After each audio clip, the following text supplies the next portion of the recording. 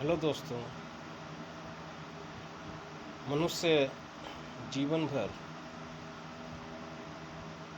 किन किन प्रकार के सोच विचार और कर्मों में संलिप्त रहा है, यह उसके मृत्यु के समय ही पता चल पाता है। मृत्यु के समय, मृत्यु के पूर्व मनुष्य को उन सभी प्रकार के विचार व्याप्त होते हैं जिनमें वह जीवन भर संलिप्त रहा है। वो सभी प्रकार के विचार उसे आते हैं। जिन जिन प्रकार के विचारों में वह संलिप्त रहा है, गीता में यह बात लिखी हुई है और यह भी बताया गया है कि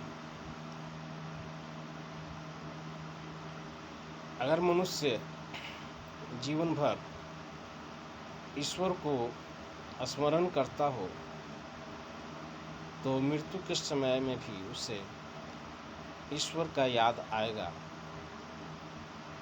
और तभी वह ईश्वर के पास पहुंच पाएगा,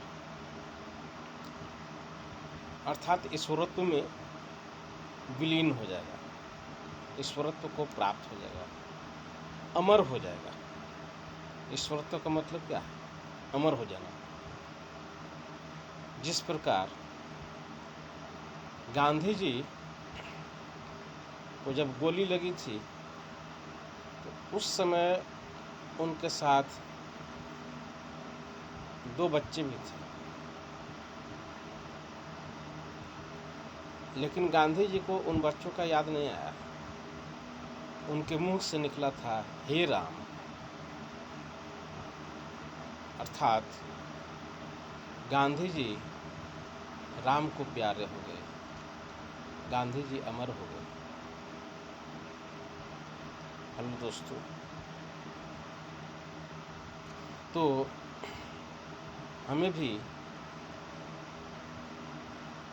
अपने विचारों को उसी प्रकार से रखना चाहिए,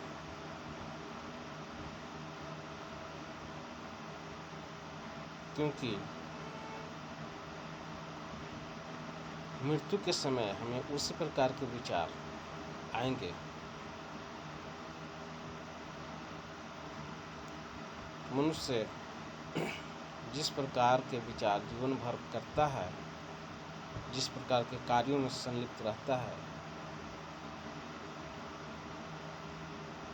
उसी प्रकार का विचार उससे आता है, जिसे शास्त्रों की भाषा में संस्कार कहा जाता है। तो उसके बार बार जिस प्रकार के विचारों में वह संलिप्त रहता है, मनुष्य का संस्कार का निर्माण भी उसी प्रकार का होता है और संस्कार से प्रेरित होकर उसके विचार उत्पन्न होते हैं, विचार संचालित होते हैं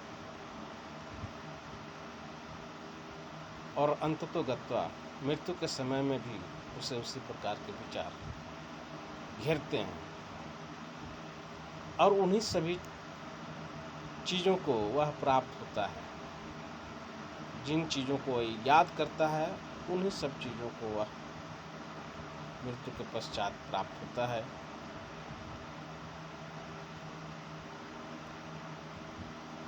अतः यह तो अब हम लोगों को निर्धारित करना है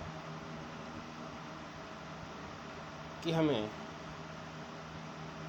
क्या प्राप्त करना है।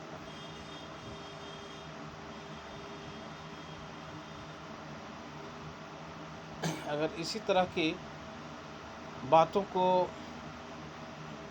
आप सुनना पसंद करते हैं तो हमारे इस चैनल को सब्सक्राइब करेंगे, लाइक करेंगे और ज़्यादा से ज़्यादा शेयर करेंगे।